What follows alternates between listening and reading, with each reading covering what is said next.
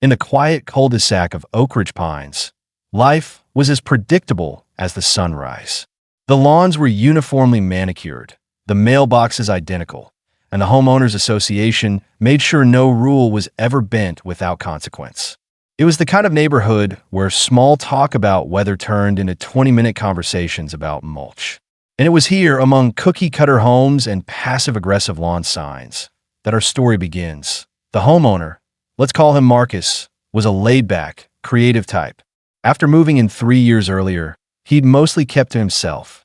He waved to neighbors, paid his dues on time, and kept his property tidy. But he wasn't exactly what the HOA would call conventional. While others planted hydrangeas and hung seasonal wreaths, Marcus worked as a freelance prop designer for haunted attractions, horror films, and escape rooms. October was always his busiest month and his favorite. That Halloween, Marcus decided to go big.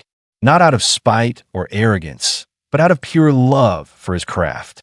He wanted to share his passion with the community.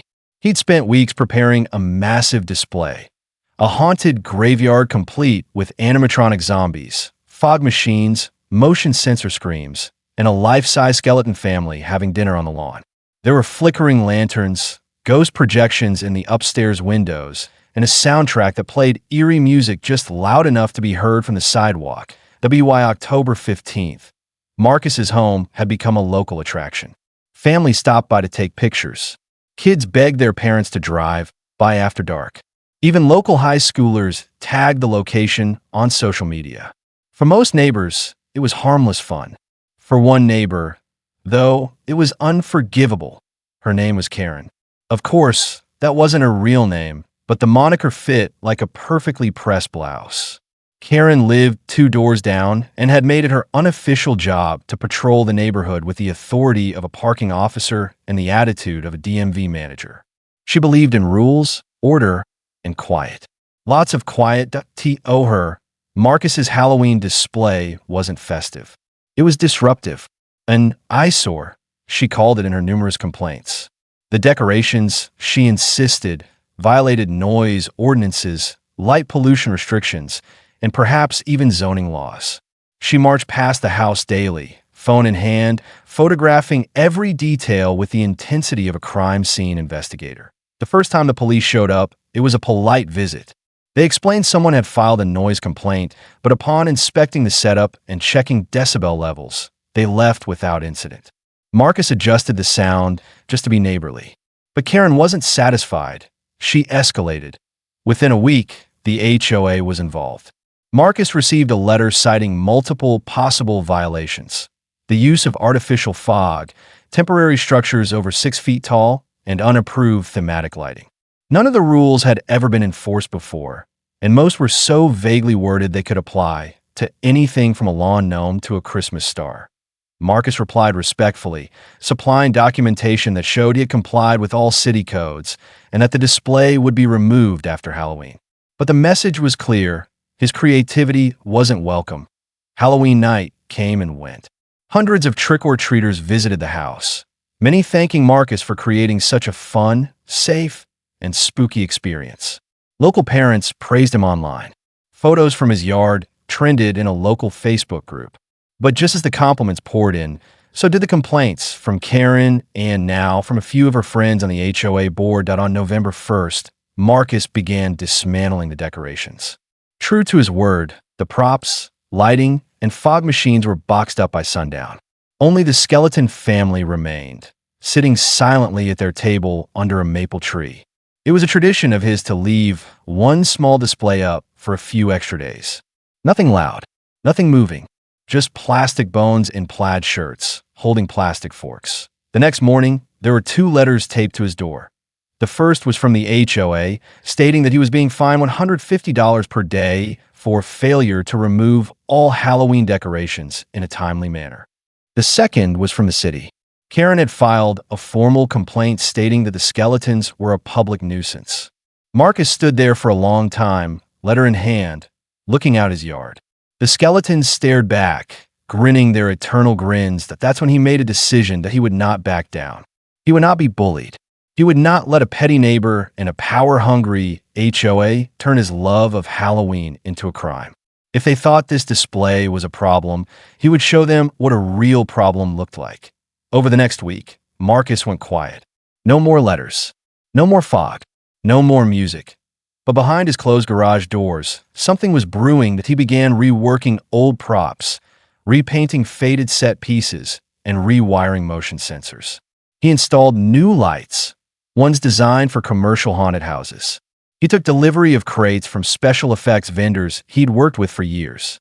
And on the roof, under a tarp, sat a new animatronic, one he'd never used before. One designed to scream that he filed for a zoning variance. It was denied. He appealed it, citing free expression and property rights.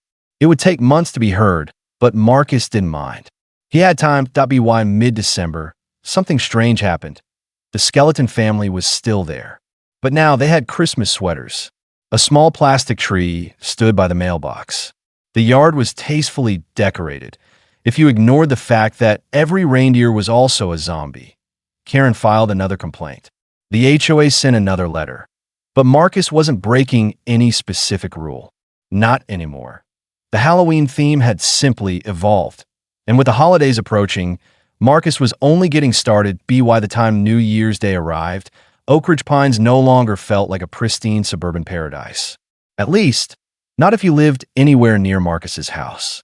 What had started as a Halloween passion project had now become a year-round performance piece, an ever-changing, ever-escalating display of eerie artistry. And it was all perfectly legal. After the HOA's failed attempt to fine Marcus in his submission, he'd found a loophole. The rules prohibited seasonal decorations being left up past a certain number of days. But Marcus, clever and methodical, had sidestepped the issue by simply evolving the theme. The skeletons were no longer part of a Halloween display. They were now a year-round yard installation, creatively styled to reflect each season. In January, they wore winter coats, scarves, and ski goggles. One skeleton sat on a sled angled perfectly down the front lawn, while another stood behind a cardboard hot cocoa stand. The animatronic snowman in the middle of the yard let out soft growls every 10 minutes, a barely audible horror-themed Easter egg. In February, the yard transformed into a ghoulish Valentine's Day display. The skeletons held roses. One had a fake arrow through its chest. Red LED hearts flickered from the upstairs windows, while a motion sensor Cupid cackled maniacally and whispered twisted love poems when triggered. It was all done tastefully, dark yes but not graphic, creepy but never offensive. By March, the HOA was in a full-blown panic. Karen, now practically foaming at the mouth in her campaign of complaints, had not only documented every change, but also attempted to rally other neighbors against Marcus. She went door to door with a clipboard demanding signatures for a petition to restore neighborhood standards. Some neighbors nodded sympathetically, but few actually signed. Most found Marcus's displays weirdly charming, an odd little quirk in a community that otherwise felt like a gated retirement village. Marcus wasn't breaking any city ordinances. He carefully ensured all noise levels, lighting, and visual effects complied with local codes. Every display he constructed came with documentation, material safety data, building specs, and even receipts from the prop vendors to prove nothing violated HOA regulations. He had done his homework. By April, word of the haunted house that never stops had reached local media. A small lifestyle blog ran a photo essay titled Suburban Nightmare, one man's spooky battle with his HOA, complete with moody twilight shots of Marcus's yard. The article went viral. A week later, a local news station showed up with a camera crew. They interviewed Marcus, who explained with calm professionalism that he was simply an artist expressing himself within the bounds of the law. He showed off his props and explained his process like a tour guide at a horror museum. Karen, of course, was furious. When approached by reporters, she refused to comment directly, instead issuing a statement through the HOA condemning the grotesque defilement of community values. But public opinion wasn't on her side. Online, Marcus became a folk hero. Memes circulated of his skeleton family photoshopped into historical events. His YouTube subscriber count exploded after he uploaded behind-the-scenes videos of his builds. He even began offering short tutorials on how to create DIY haunted props. The BY May. Tourists were driving through the neighborhood to see the display, and Marcus's yard had now morphed into a cursed picnic scene. Skeletons lounged on a checkered blanket under a plastic tree, sipping fake lemonade and playing cards with severed mannequin hands. A barbecue grill emitted occasional plumes of fog, and somewhere hidden in the hedges, a speaker looped distorted oldies music that could only be heard up close. The HOA board held emergency meetings. Karen demanded legal action, suggesting Marcus was turning the neighborhood into a circus of the macabre. But every suggestion she made, civil suits, property devaluation reports, code enforcement, hit a wall. Marcus was too smart. He never stepped outside legal boundaries. Every motion sensor was set to low sensitivity. Every light had a soft amber glow. Every sound effect complied with the decibel limit. Karen grew desperate. One night in June, several of Marcus's props were mysteriously damaged. A skeleton's arm was torn off. The fog machine wires were yanked. Lawn stakes were bent. There were no cameras on Karen's property, but Marcus had installed night vision-equipped motion-activated cameras of his own months earlier, buried low in the landscaping. The footage was crystal clear. At 2:42 a.m., a figure crept across Marcus's yard, wearing a hoodie and gloves, carrying a set of wire cutters. The face wasn't visible, but the shape, gait, and height were unmistakable. When Marcus turned the footage over to the local police, they visited Karen for questioning. She denied everything, claimed the footage was deep fake nonsense, and accused Marcus of harassment. No charges were filed. But the event sent a clear message. Karen had crossed a line, and Marcus now had more leverage than ever. Instead of retaliating directly, Marcus doubled down on creativity. To by midsummer, he began rotating the skeletons every week. Each scene told a story. Skeletons attending a prom, skeletons running for president, skeletons at a wedding. He added subtle, playful touches, a fake campaign sign on the lawn that read "Skeletons for Peace," no bones about it. A banner overhead read, now showing, "Life after death, a neighborhood experience." HOA members began receiving letters from curious strangers asking for guided tours. A local horror convention invited Marcus to speak as a panelist. His property value, contrary to Karen's claims, actually rose slightly due to the national attention. His YouTube channel crossed 250,000 subscribers. Sponsors began reaching out. Karen, now fully isolated, couldn't stand it anymore. She began parking her car directly in front of Marcus's driveway. She mowed her lawn at 6 a.m. sharp every weekend, often glaring toward his house. She added a dozen new yard signs, some about preserving moral standards, others with cryptic religious messages. Neighbors began avoiding her. The HOA board meetings turned into shouting matches. Half the board wanted to drop the issue entirely. The other half, still influenced by Karen, continued pursuing legal threats that never materialized. And through it all, Marcus smiled quietly, working in his garage, preparing for the next big installation. Because as summer drew to a close, he had something special in mind. After all, Halloween was coming. And this time, it wouldn't be a month-long celebration. That IT would be the beginning of something much bigger. By the time the first orange leaves hit the sidewalks of Oak Ridge Pines, the entire neighborhood knew something was coming. A buzz filled the air, part excitement, part dread. The homeowners association had gone mostly silent, weary from months of failed attempts to rein in Marcus's ever-growing haunted masterpiece.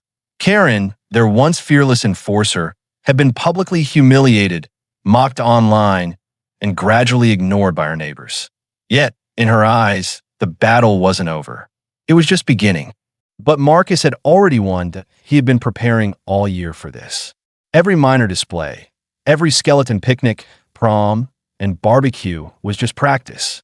A lead-up, a carefully executed warm-up act to a show he had been designing in secret. October wasn't just going to be a spooky month. It was going to be a full-scale haunted experience. 2 weeks before Halloween, black fabric began covering Marcus's entire front lawn. Wooden arches appeared overnight, framing the walkway. Giant crates were delivered under the cover of darkness. The sound of power tools echoed faintly during the day, and strange lights flickered behind his garage door at night. No one knew what was coming. Karen certainly didn't.